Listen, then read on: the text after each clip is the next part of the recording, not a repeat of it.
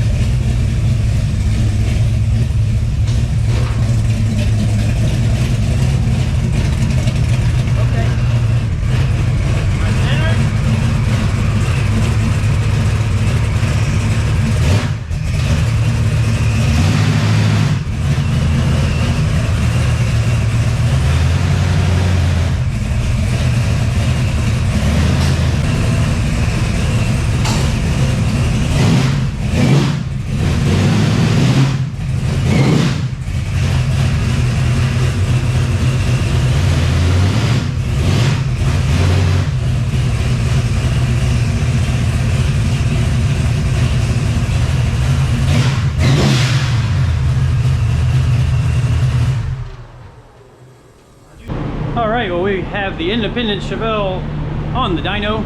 I forgot to tell you guys too about the awesome TRZ Motorsport suspension we just added. So if you look up in there, we've got a anti-roll bar with billet arms. I have not adjusted it yet. I'm going to adjust it while Derek is sitting in the car. We also have some TRZ Motorsports lower control arms, upper control arms. They also make some, it's called a spherical bearing that replaces the rubber bushing on the top ears of the rear end. But he's gonna get a new rear end for this thing because that rear end is not gonna cut it. So yeah, we decided to leave the rubber upper control arm bushings, which obviously isn't the best, but we replaced 1, 2, 3, 4, 5, 6 of the 8 bushings. So it should be substantially better than the very, very worn out bushings that were on the car with the stock control arms. So see if we can turn the old BF Goodrich radial TAs. See if we can make a little horsepowers. All right, so the plan for tonight, it's already really late, and this thing doesn't need every last ounce of horsepower to do Cleetus and Carr's burnout competition. So my thought for tonight is just gonna make a few pulls and hopefully 2, 3, might be shooting myself in the foot saying that now, but I'm just gonna make sure everything's safe, which I feel like my base tune-up is already pretty good. I'm gonna see just how close the correction is. Once it starts making a little boost, see how much boost it makes, see where the power curve is. And like I said, we're just gonna leave this thing nice and safe. Don't wanna go out and have this thing hurt itself. So gonna keep the timing conservative, gonna keep it just a smidge on the rich side, just to make sure everything's nice and happy, to give you guys a show at Cleetus and Carr's Saturday, after myself and Taylor go win the 2.4 hours of Les Mullets, and we'll be sporting around in our new Fieros. That's right. And Taylor and I are gonna rock, paper, scissors for the blue one. Because Taylor and I want the blue one too. All right, I'm gonna crank it up, do a little bit of driving,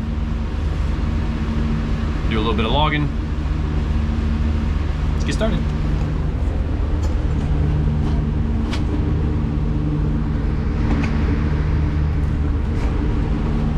I don't know if that's gonna work or not, but we're gonna try.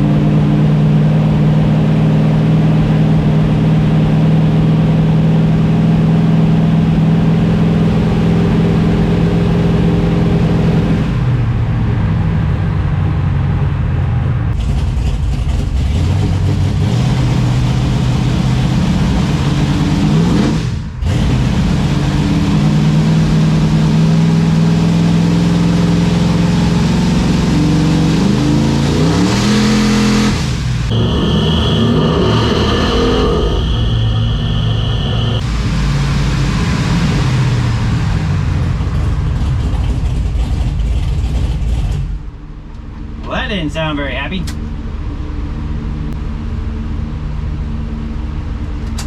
All right, let's try that again. Try another little quick one.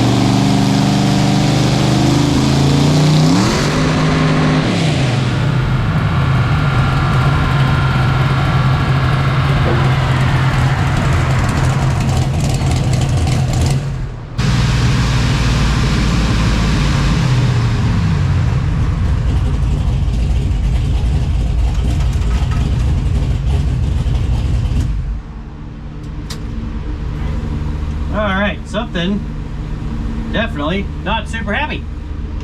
The converter seems a little, okay, a lot on the loose side, because it's just coming up and just brrr.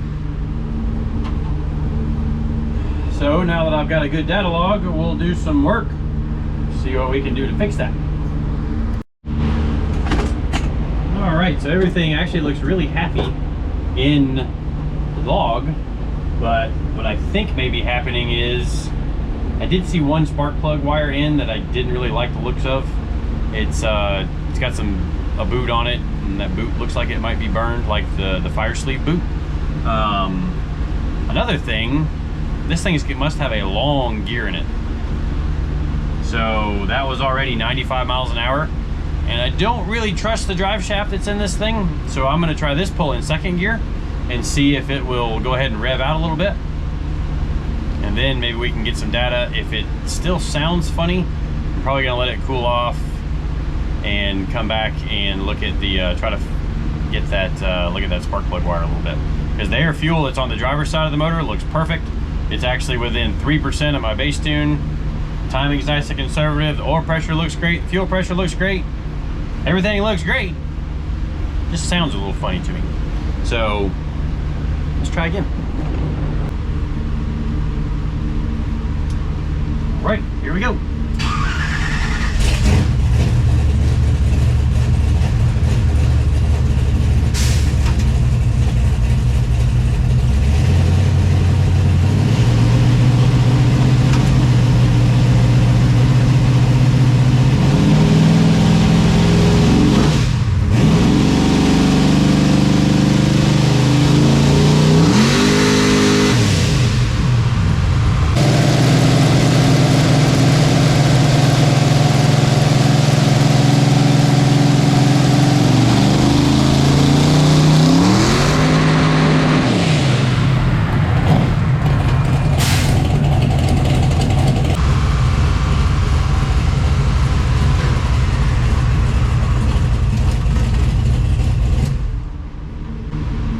All right, well, let's look at another data log. That was 579 wheel horsepower. It's definitely doing something funny. I don't think it's slipping the transmission because it's putting power down, but it makes a whole lot of RPM as soon as I touch the throttle. Look at this data log and we'll see what we see. All right, so I believe my suspicions are confirmed that the converter is just really loose. So when I give it throttle in second gear, the RPM's coming up to 6,200. It's making okay power for driving through the converter. I'm gonna hang with the throttle just a little bit longer this pull, maybe 3.5 seconds instead of 1.5 seconds, 2 seconds, to see if it couples any better. I mean, it's making right at 600 wheel right there, blowing through the torque converter. So, you know, I think maybe it's just a little too loose on the torque converter, which will still do a burnout fine because there won't be the load that's on the car on the burnout pad. So on the dyno, the tires aren't spinning, so we're getting all the load into the torque converter, and it's just showing that the torque converter is really loose. Let's make another pull, see if my suspicions are confirmed a little bit more, and then we'll go from there.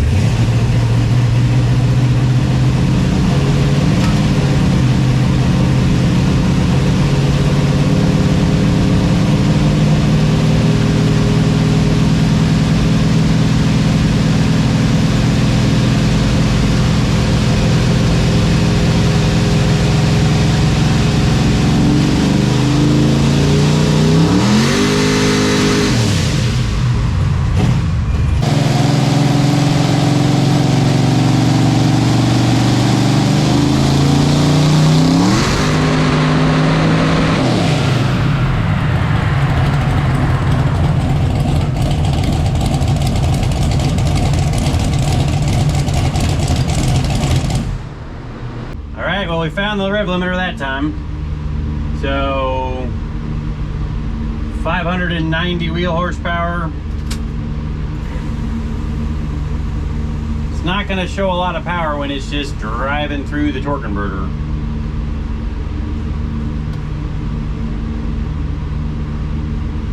Definitely found the rev limiter. Yeah, I heard